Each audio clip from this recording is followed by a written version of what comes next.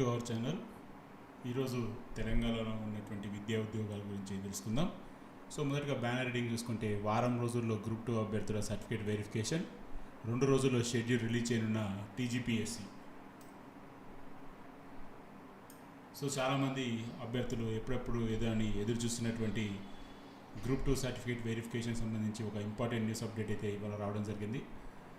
So అది మనం ఇప్పుడు క్లియర్గా చూద్దాం. గ్రూప్ 2 అభ్యర్థుల సర్టిఫికేట్ వెరిఫికేషన్ చేయాలని తెలంగాణ పబ్లిక్ సర్వీస్ కమిషన్ నిర్ణయించింది.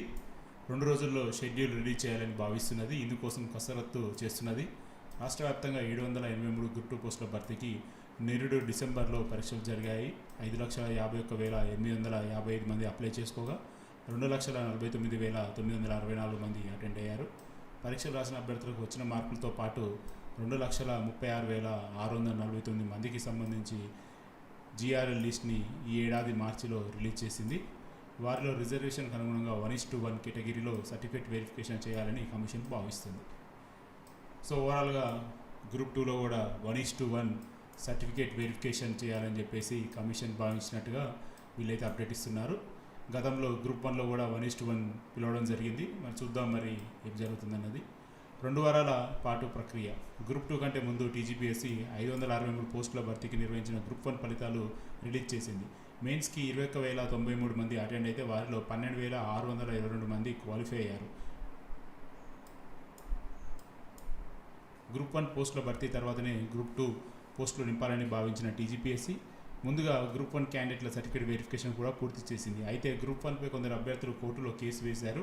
వచ్చే నెల 2వ వారంలో హియరింగ్ రానున్నది. గ్రూప్ 2లో సర్టిఫికేట్ వెరిఫికేషన్ చేపట్టాలని టీజీపీఎస్సీ భావించింది. దానికి అనుగుణంగానే ఈ నెలాఖరులో 1:1 నిష్పత్తిలో సర్టిఫికేట్ వెరిఫికేషన్ చేపట్టాలని డిసైడ్ అయింది.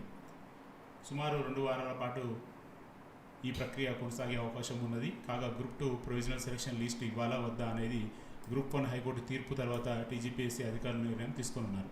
చాలామంది అభ్యర్థులు గ్రూప్ 1, గ్రూప్ 2కి సెలెక్ట్ అయ్యారు. ఒకవేళ ముందుగా గ్రూప్ 2 సెలెక్ట్ లిస్ట్ రిలీజ్ చేస్తే వారు జాయిన్ అయిన తర్వాత గ్రూప్ 1 వస్తే మళ్ళీ అటువైపు వెళ్ళే అవకాశం ఉంది. దీంతో పోస్టులు బ్యాక్లాగ్ అయ్యే ప్రమాదం ఉన్నదని దీనిపై సర్కారుతో సంప్రదించిన తర్వాతనే గ్రూప్ 2పై నిర్ణయం తీసుకోవాలని టీజీపీఎస్సీ భావిస్తుంది. సో ఒకవేళ గ్రూప్ 1 కేసు కనుక ఫర్దర్గా ఏమన్నా స్టే కంటిన్యూ అవ్వడం కానీ లేకపోతే మరి ఏ విధంగా కానీ జడ్జిమెంట్ వచ్చినా ఆటోమేటిక్గా గ్రూప్ 2 మీద ఇంపాక్ట్ పడుతుంది. కాబట్టి ముందుగానే వీళ్ళు సర్టిఫికేట్ వెరిఫికేషన్ రెడీ చేసేసుకొని ఒకవేళ తీర్పు కనుక రిజర్వ్లో ఉన్నా కానీ లేకపోతే కేసు వాదనలు ఇంకా చాలా రోజులు కొనసాగిన పక్షంలో గ్రూప్ 2ని ముందుకు తీసుకెళ్లాలని గవర్నమెంట్ భావిస్తున్నట్టుగా కనబడుతుంది.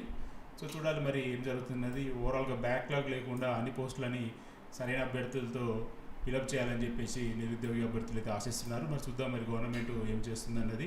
గతంలో అయితే గ్రూప్ 4లో చాలా పోస్టులు అయితే బ్యాక్లాగ్ వెళ్ళిపోయాయి. అట్లీస్ట్ గ్రూప్ 2 అయినా బ్యాక్లాగ్ వెళ్లకుండా గవర్నమెంట్ ఫిలప్ చేయాలని చెప్పి మనం ఆశిద్దాం. సో ఇది ఫ్రెండ్స్ ప్రస్తుతం అప్డేట్. మరొక అప్డేట్లో మళ్ళీ కదా.